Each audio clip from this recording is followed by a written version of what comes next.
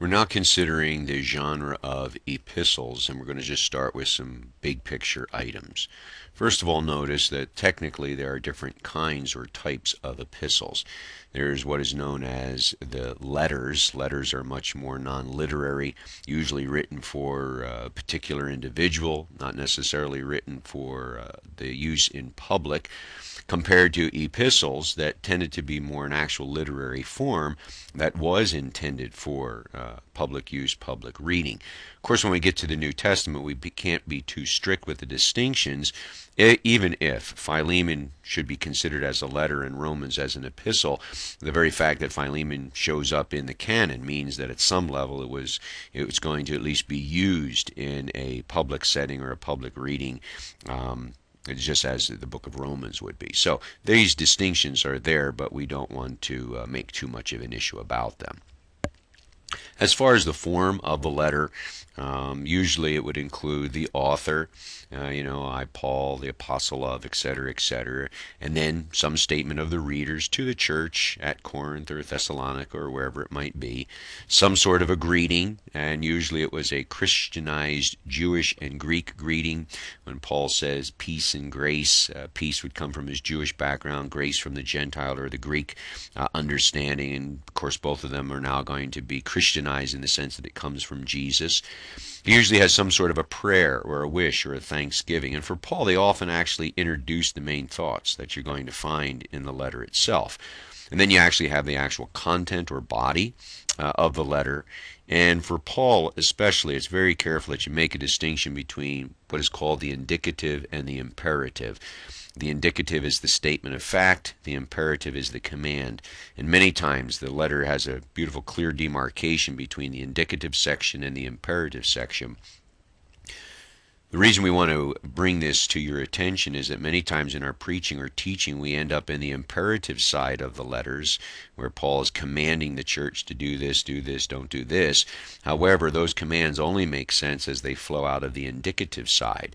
And that is, it's because of the gospel, it's because we've been transformed, it's because we've been, brought out of the domain of darkness and brought into the kingdom of light that these commands are even possible for us to obey. So we have to keep that in balance. And then the last item in the form is this idea of some sort of conclusion or a farewell. We want to keep some general characteristics in mind. The first is that they are actually first century documents. They come out of their own culture, history, and setting, and so we have to be careful not just to go to the epistle and automatically read and apply it. We have to put it through that first century grid. Again, this is what we try to do in our first homework assignment and our second homework assignment in the sense of what's the setting in the life, and then obviously the setting in the actual church. In that sense, they're occasional. The term that's often used here is the ad hoc nature of the letter. That is, that they come out of a particular occasion. And this is obviously true of all Scripture. All Scripture is ad hoc in the sense that it flows out of an actual historical situation. And we have to recognize that. Most all of what we know from the early church was because the early churches struggled with a theology or a practice or a sin or a discipline, whatever it is. And it's those occasions that help us to understand what is being written.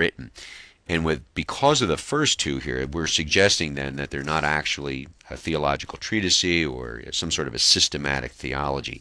It's much more what we would call implied theology, task theology, call it pastoral theology or practical theology. There's good theology there, but the theology is more on how it's going to be applied to the actual circumstance that the church was going through. Notice there are two major contexts that we always have to keep in mind. The number one is the historical.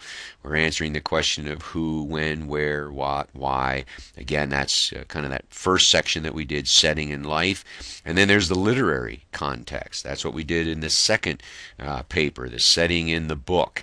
What's the point of each section? How do the ideas flow together? How does Paul build on each of these ideas? Or it's not just Paul, it could be James or Peter or whoever, but there's a building effect. So there's a historical context, That's the ad hoc nature of it, and there's a literary context. That is that these letters are actually literary documents, and they're written with beautiful rhetorical style, and we have to kind of keep that in mind as we look at the text. Don't just proof text and pull a scripture out of its context. Read it in both contexts, history and literature.